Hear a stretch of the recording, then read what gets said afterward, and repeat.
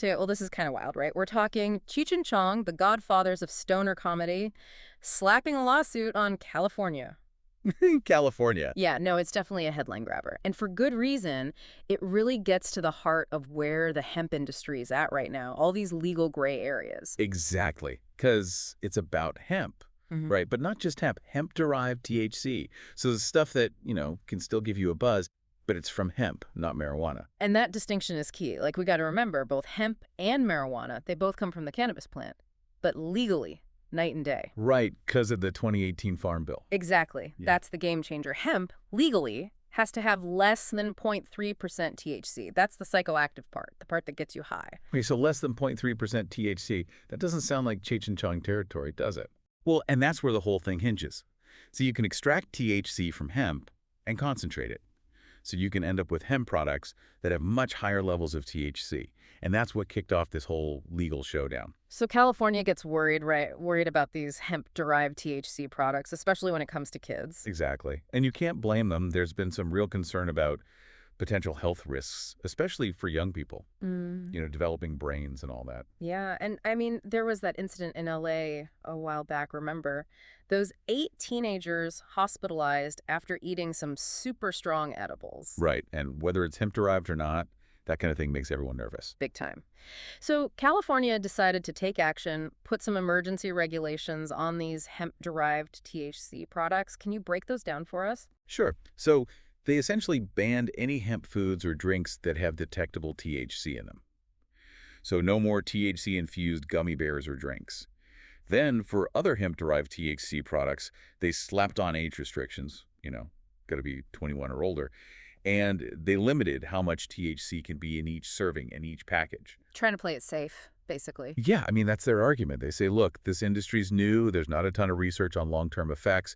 We need these rules in place while we figure things out. Seems reasonable on the surface, but Cheech and Chong, along with a bunch of other hemp businesses, they're crying foul.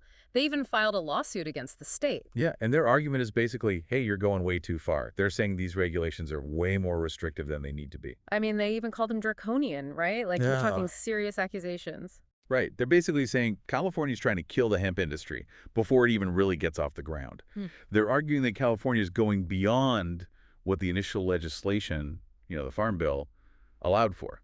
So, going rogue, bypassing the usual bureaucratic process. That's the gist of it. And they're saying that sets a dangerous precedent. Like, if California can do this, what's to stop other states from doing the same? And that's where things get interesting from a legal standpoint. Because they're also saying California's actually breaking the law with these regulations, right? Exactly. They're arguing that the 2018 Farm Bill, the one that legalized hemp at the federal level, it also gave states the power to regulate hemp products. But California is going too far, putting restrictions on hemp that go against what the Farm Bill intended. So whose side is the law on? I mean, that's what it really boils down to. Well, that's what the courts are going to have to decide. But this case has massive implications. I mean, if Cheech and Chong and the other businesses win, it could set a precedent for how far states can go in regulating hemp. It'd be a win for the hemp industry for sure. Potentially, yeah. It could mean fewer restrictions, more investment, faster growth. But the other side of the coin, that's where things get really interesting. Because if California wins, what then? Well, it could give other states the green light to impose their own strict regulations on hemp-derived THC. And that could really stifle the industry's growth, especially for smaller businesses. It's a tough one. Because on one hand, you've got public health, and that's huge, especially protecting young people. But then you've got this whole new industry, people trying to build businesses, create jobs. It's about finding that balance, right? And that's exactly what makes this case so fascinating. It goes beyond just hemp. It's about how we as a society decide to regulate products that have the potential to be harmful, but also have economic benefits. And how do you do that in a way that's fair and doesn't stifle innovation? Big questions, and honestly, no easy answers. So for our listeners out there, this case, it's not just a Hollywood story, celebrities suing a state. It's about your health, your choices, the future of this whole industry. So what do you think? How should we be regulating these products? Is California right to crack down, or are they going too far? And more importantly, as we learn more about hemp-derived THC, how do we make sure those regulations are keeping pace with the science, with what we know about its effects, both good and bad? And to everyone listening, thanks for joining us. Catch you on the next one.